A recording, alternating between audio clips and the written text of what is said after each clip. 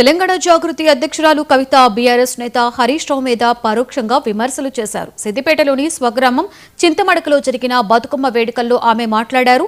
సిద్దిపేట రావాలి అంటే కేజీఎఫ్లోకి వెళ్లినట్లుగా ఆంక్షలు ఉండేవని, ఇక్కడ ఎవరి ఆంక్షలు పనిచేయవని అన్నారు. చంద్రుడు లాంటి కేసీఆర్ కు మచ్చ తెచ్చే ప్రయత్నం చేశారని, చింతమడక ఇచ్చిన ధైర్యంతోనే రాష్ట్రమంతా తిరిగానని చెప్పారు. ప్రత్యేక పరిస్థితుల్లోనూ ఆదరించారని కవిత వ్యాఖ్యానించారు. రావాలన్నా చింతమడక రావాలన్నా అదేదో ప్రైవేట్ ప్రాపర్టీ లాగా కేజీఎఫ్ లాగా ఎవరు రావాలన్నా కొంత ఆంక్షలు వచ్చిన విషయం మీ అందరికి కూడా తెలిసిందే. ఇయాలటికి కూడా ఆ ఆంక్షలు ఉన్న విషయం మీ అందరికీ తెలిసిందే. కాకపోతే ఈ చింతమడక గడ్డ చిరుతపులిని కన్న గడ్డ, కేసీఆర్ని కన్న గడ్డ, ఇటువంటి గడ్డ మీద ఎవరి ఆంక్షలు కూడా నైజాంతా అని ఇవాళ ఊరంతా కదిలి వచ్చి మీరు ఈ బతుకమ్మ పండుగ చేసుకోవడమే సాక్ష్యంగా నేను భావిస్తా ఉన్నాను. మరి ఇదే ఒరవడి కొనసాగాలి. ఎందుకంటే మీ ఆశీర్వాదంతోనే ఒకసారి కేసీఆర్ గారు ఇక్కడి నుంచి ఒక భూకంపం పుట్టించి తెలంగాణ రాష్ట్రం తీసుకొచ్చి మీ ముంగట పెట్టిండ్రు. మరి మీరు ఆశీర్వాదం ఇస్తే ఇది నా జన్మభూమి, ఇది నా అమ్మగారిల్లు.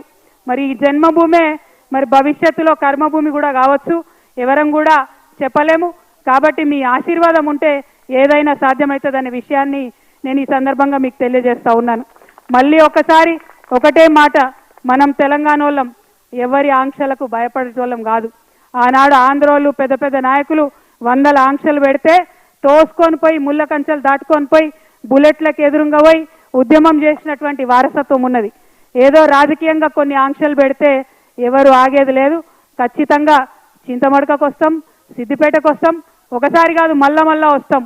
ఆంక్షలు పెడితే ఇంకా ఎక్కువ సార్లు వస్తాం అని ఈ సందర్భంగా తెలియజేస్తూ, మరి ఇట్లా రావడం వల్ల ఇక్కడి నుంచి ఆలోచన చే సిద్దిపేట రావాలన్నా చింతమడక రావాలన్నా అదేదో ప్రైవేట్ ప్రాపర్టీ లాగా కేజీఎఫ్ లాగా ఎవరు రావాలన్నా కొంత ఆంక్షలు వచ్చిన విషయం మీ అందరికి కూడా తెలిసిందే.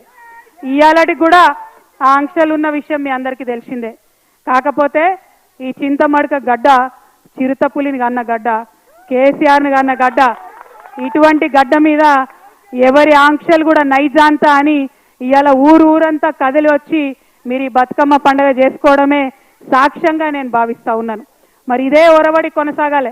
ఎందుకంటే మీ ఆశీర్వాదంతోనే ఒకసారి కేసీఆర్ గారు ఇక్కడి నుంచి ఒక భూకంపం పుట్టించి తెలంగాణ రాష్ట్రం తీసుకొచ్చి మీ ముంగట పెట్టిండ్రు.